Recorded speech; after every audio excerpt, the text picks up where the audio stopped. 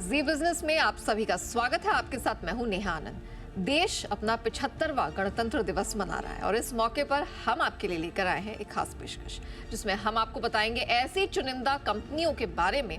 ऐसी लिस्ट आपके सामने हैंडपिक्ड रखेंगे जो पूरी तरह से देसी है, यानी कि दमदार घरेलू कारोबार, विदेशी झटकों से पूरी तरह से सुरक्षित और पूरा कारोबार देश की इकोनॉमी की ग्रोथ के साथ जुड़ा हुआ है।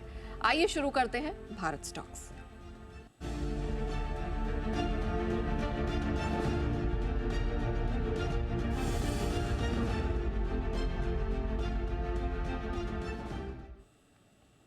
तो चलिए आज की कड़ी में हमारे साथ जो खास मेहमान, जो पैनलिस्ट जुड़े हैं, उनसे आपका परिचय करा दें।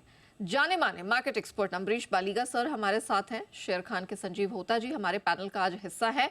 Last but not the least Motilal Oswal के सिद्धार्थ खेमका जी भी आज हमारी खास पेशकश भारत स्टॉक्स का हिस्सा बने हैं। सबसे पहले तो हमारे सभी मेहमानों का बहुत बहुत स्वागत है और आप सभी को happy republic day. Baligha sir, आपके साथ शुरुआत करेंगे। सर, क्या भेंट लेकर आए हैं जो कि शुद्ध देसी स्टॉक है लेकिन दमदार प्रदर्शन है और हमारे भारतीयों को उस पर गर्व होगा और पोर्टफोलियो को भी नाज होगा? Yeah, first of all, happy Republic Day to all of you, all your viewers and everyone at Z Business. मेरा जो पहला स्टॉक है वो है जेके पेपर।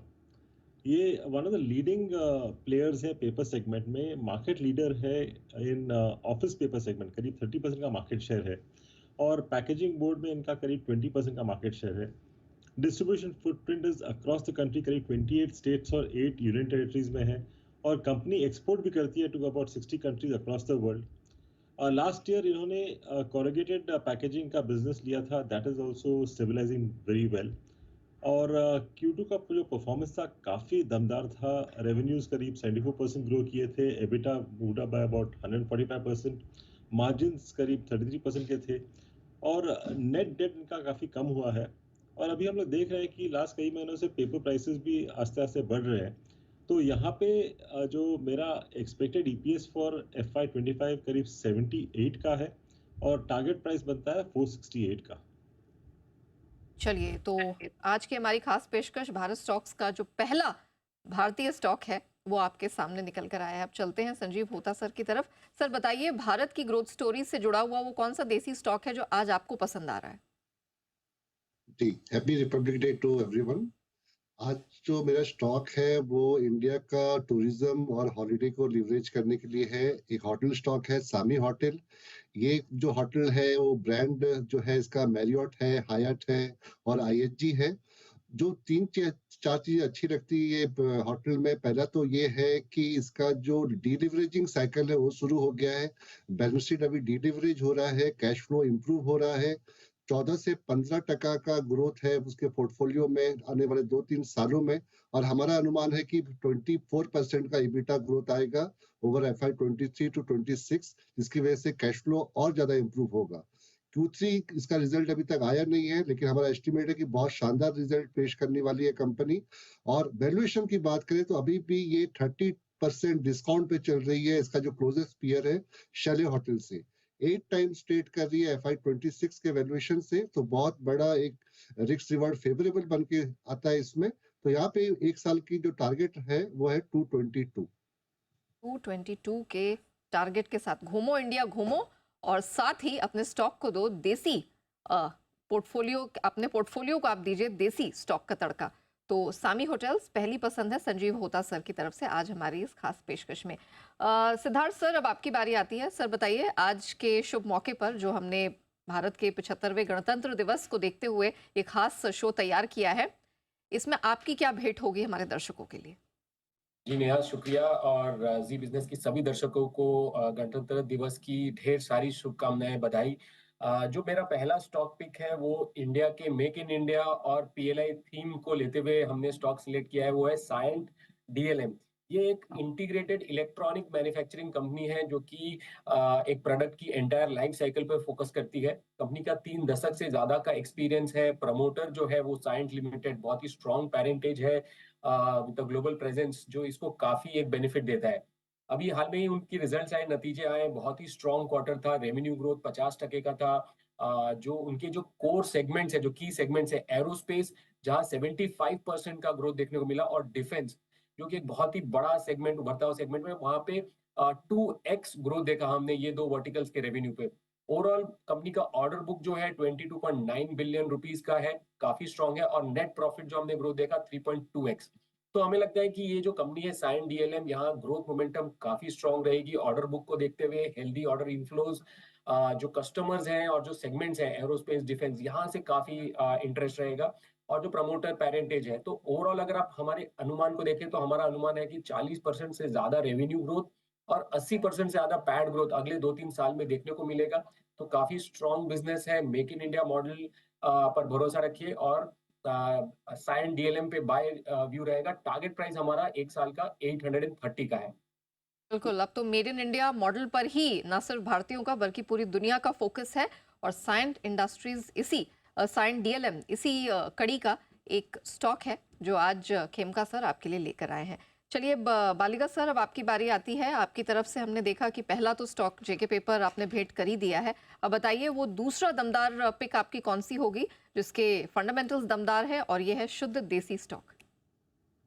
शुद्ध देशी स्टॉक जो जोड़ती है कंट्री को, Pidilite, one of the best known brands है फेविकॉल, और काफ़ी दूसरे मेजर ब्रांड्स हैं इनके, जैसे फेविक्विक है, एमसील है, फेविक्रिल है।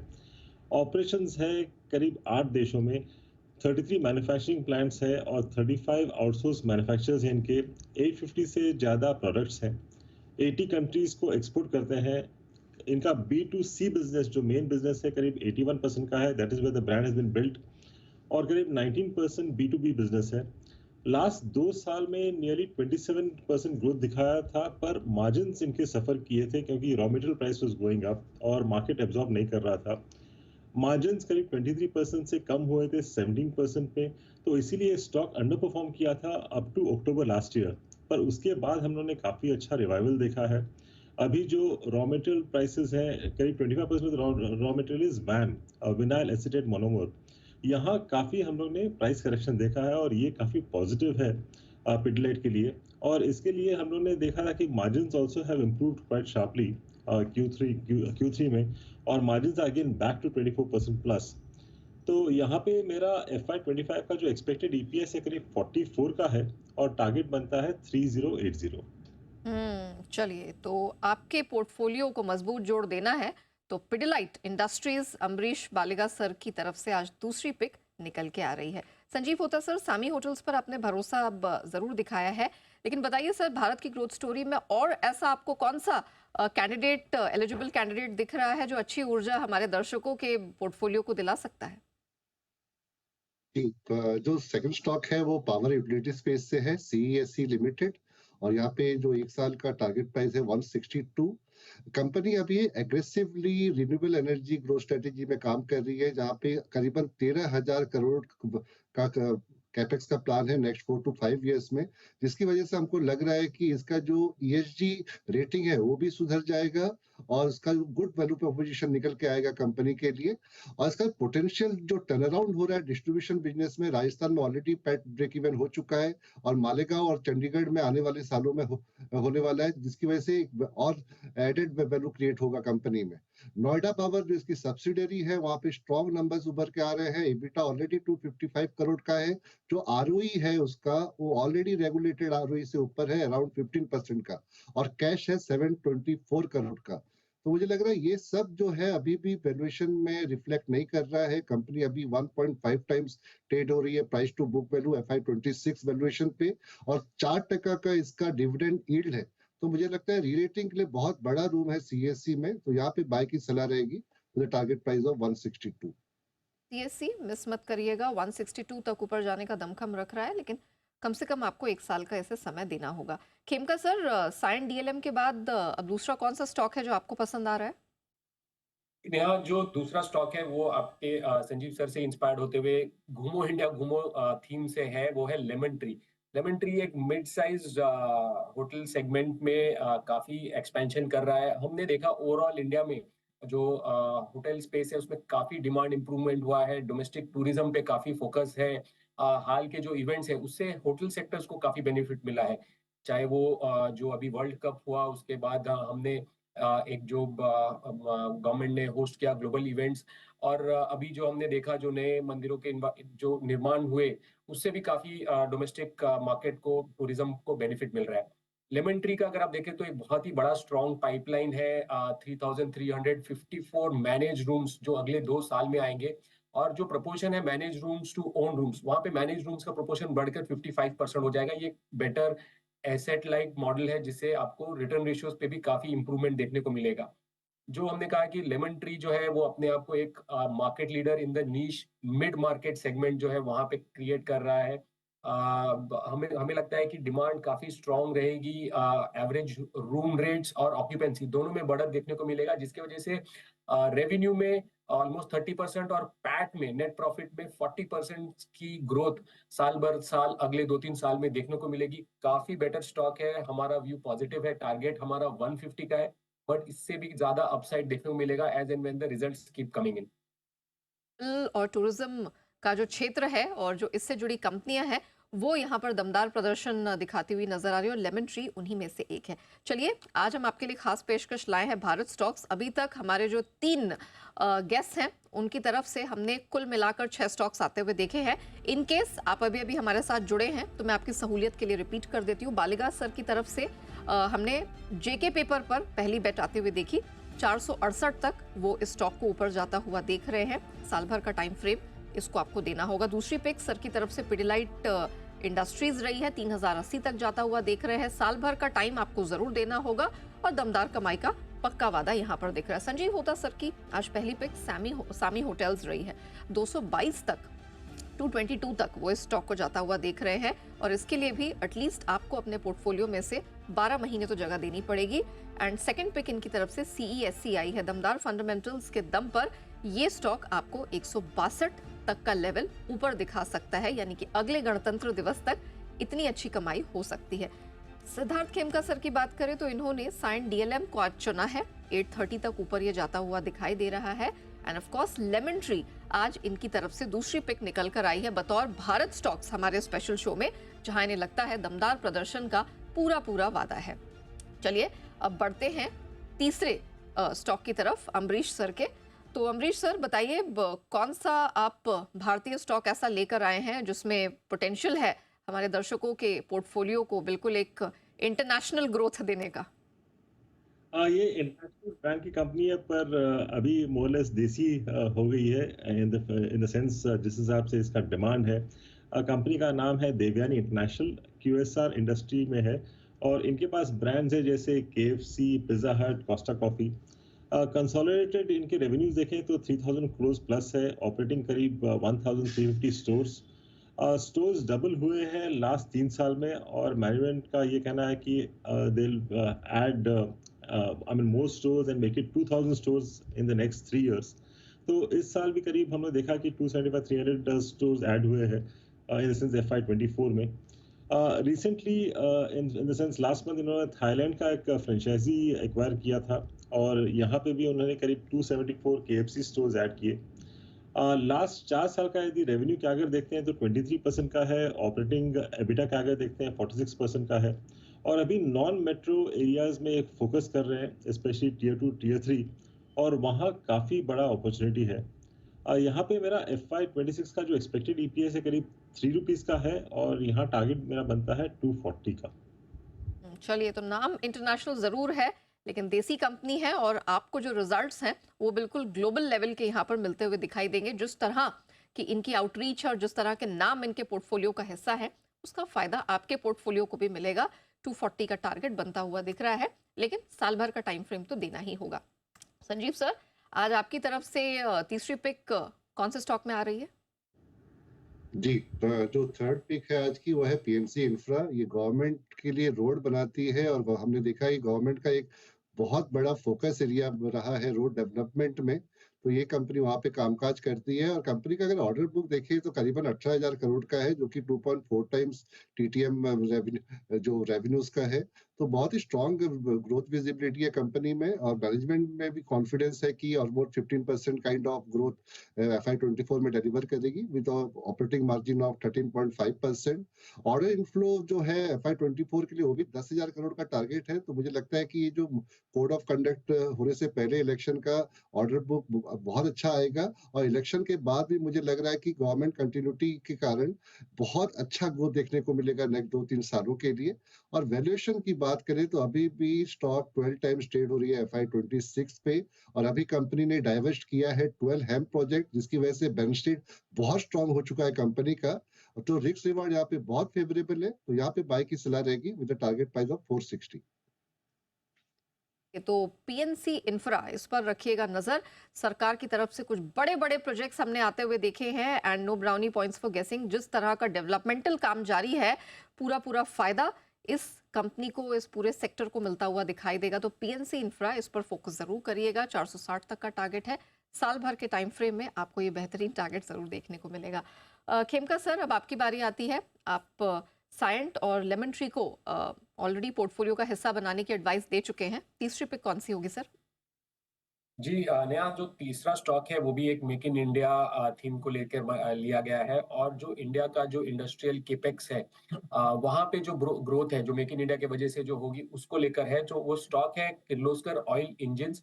टारगेट प्राइस है हमारा 840 का। किर्लोस्कर ऑयल जो है, ऑयल इंजन जो है, ये एक पावर जनरेटर सेगमेंट में काफी प्रोडक्ट्स ला रहे हैं। उनके जो है पोर्टफोलियो में जो CPCB 2 और CPCB 4+ मॉडल्स में इंजन सेट्स हैं, और आगे चलकर जो फ्यूल एग्नोस्टिक इंजन है, पावर जेनसेट्स है, वहां पे काफी डेवलपमेंट कर रहे हैं, जिससे ग्रोथ आएगी। कंपनी एक आफ्टर मार्केट और एक्सपोर्ट्स मार्केट को टारगेट करते हुए काफी देख रही है कि ग्रोथ वहां से आए। इंडियन मार्केट्स में जो आपके जो नॉर्म्स है वो CPCB 2 से CPCB 4+ पर ट्रांजिशन होंगे, जहां कंपनी ने 37+ genset, diesel genset models launch किए हैं, और जिसकी वजह से कंपनी को ग्रोथ प्लस एक हायर प्राइसिंग पावर का भी एक फायदा मिलेगा। ओवरऑल हमें लगता है कि अगले 2 साल में किर्लोस्कर ऑयल इंजिन्स की मार्जिन्स में इंप्रूवमेंट होगी। जो हाई हॉर्स पावर सेगमेंट है वहां का शेयर बढ़ेगा। जो न्यूअर ऑल्टरनेटिव फ्यूल्स है उनके जेनसेट्स में ग्रोथ मिलेगा। एक्सपोर्ट्स मार्केट में कंपनी ग्रो करेगी। तो ओवरऑल जो हमारा अनुमान है, रेवेन्यू ग्रोथ 15 से 20% का होगा, और net profit growth margin improvement के होने की वजह से 25% से ओवरऑल ग्रो कर सकती है अगले 2-3 सालों में। बाय कीजिए Kirloskar oil engine, target price 840 का। आन बान शान स्टॉक सब हमने इस खास पेशकश में हमारे दर्शकों के सामने रखे हैं। लेकिन बालिगा सर, सिंस आपका इतना डीप नॉलेज है मार्केट को लेकर, मैं ये समझना चाह रही थी कि वैसे तो आज हमने उन स्टॉक्स पे चर्चा की है जो पूरी तरह से देसी हैं, बाहर के मूवमेंट का ज़्यादा फर्क नहीं पड़ेगा। लेकिन बालिगा सर, मैं आपसे ये समझना चाहूंगी कि इस साल कौन कौन से फैक्टर्स हैं जिन पर ध्यान देना भारत की स्टोरी में भी ज़रूरी है, ताकि इन स्टॉक्स को बराबर से अपने पोर्टफोलियो में रिव्यू किया जा सके। आपकी क्या एडवाइस होगी? देखिए, जो सबसे बड़ा जो इवेंट होने वाला है इस साल इलेक्शन का, जनरल इलेक्शन का, उसका तो श्योरली इफेक्ट रहेगा। पर जो एक्सपेक्टेड है that the current government will continue, और यदि वो होता है विद गुड मेजॉरिटी, तो शायद आगे जाके उतने इश्यूज नहीं है। पर इमीडिएटली आफ्टर इलेक्शंस होने वाला है मानसून। हम लोगों ने देखा है कि लास्ट इतने सालों में मानसून काफ़ी नॉर्मल रहा है, इट्स बीन गुड। पर इस साल जो अर्ली एक्सपेक्टेशंस है may be a bit difficult. तो I think that is something जो हम लोग को देखना चाहिए कि मानसून्स यदि ठीक होते नहीं है तो शायद उसके बाद प्रॉब्लम हो सकता है। So I think these are the 2 major factors, and the other one would be जो रेट कट एक्सपेक्टेड है वो अभी थोड़ा बहुत डिले हो रहा है, पर आरबीआई ने शायद बताया है कि they will have a rate cut this year. तो यदि वो होता है, I think that is positive. So these are couple of those pointers जो अब हम लोग को ध्यान रखना पड़ेगा। खेमका सर, आपका एक व्यू लेना चाहूंगी। वैसे तो कहते हैं जब दमदार फंडामेंटल्स हो तो ज्यादा सोचना नहीं चाहिए, just sit and hold that company. लेकिन कई बार हमारे बहुत सारे व्यूअर्स हैं जिनके साथ जब हम मुखातिब होते हैं, वो कहते हैं कि अरे हमने बहुत समय से रखा है, अभी तो चढ़ा फिर गिर गया। इसका रिव्यू मैकेनिज्म क्या होना चाहिए? अगर कोई निवेशक भी है, कोई स्टॉक लेके बैठा है, क्या रिव्यू मैकेनिज्म इन जनरल होना चाहिए? जी, यह बहुत ही पर्टिनेंट क्वेश्चन है इस करंट एनवायरनमेंट में, जब हम देखते हैं कि बहुत ज्यादा फास्ट पेस में एक सेक्टर रोटेशन देखने को मिलता है मार्केट में, तो डेफिनेटली आपको हर मतलब अपने स्टॉक्स में रिव्यू करना चाहिए। देखिए 2-3 तरह के रिव्यूज हम मैकेनिज्म रखते हैं। फंडामेंटल रिव्यू मैकेनिज्म, जहाँ पे क्वार्टरली रिजल्ट्स या कोई भी अपडेट या डेवलपमेंट जिसकी वजह से एक change in outlook for the companies fundamental, अगर वैसा कुछ होता है तो आपको स्टॉक पे कॉल लेना पड़ेगा। दूसरा और बहुत ही अहम एक फैक्टर होता है कि मार्केट में स्टॉक प्राइस और वैल्यूएशन। बहुत बार होता है कि थोड़ा बहुत जो यूफोरिया की वजह से, अभी जैसे हम देख रहे हैं बहुत सारे मिड कैप स्मॉल कैप्स में valuations are ahead of fundamentals, तो वहां कहीं ना कहीं आपको एक कॉल लेकर थोड़ा बहुत ट्रिम कर सकते हैं, थोड़ा प्रॉफिट बुकिंग कर सकते हैं, ताकि जो market, because market doesn't move in one way direction, हमें मार्केट में साइकिल देखने को मिलेगा, थोड़ा बहुत करेक्शन आने को ही वंस इन अ वाइल मिलेगा। तो डिप्स में यूज करें, बाय करिए, एवरेज आउट करिए, but at higher levels definitely एक प्रॉफिट बुकिंग, अगर वैल्यूएशंस जो है वो फंडामेंटल से अहेड चले गए हैं, तो ये दो एक रिव्यू मैकेनिज्म रखें तो आपको काफी बेटर रहेगा अपने पोर्टफोलियोज को पॉइंट टू पॉइंट मॉनिटर करने के लिए। चलिए, thank you so much Sanjeev sir, Siddharth ji and of course Baliga sir, आप सभी का आप समय निकालकर हमारे साथ इस महत्वपूर्ण इवेंट पर जुड़े और अपनी बहुमूल्य राय और अपने स्टॉक पिक्स हमारे दर्शकों के साथ शेयर की, उसके लिए आपका बहुत बहुत धन्यवाद। चलिए, हमारी इस खास पेशकश में इतना ही, मुझे दीजिए इजाजत।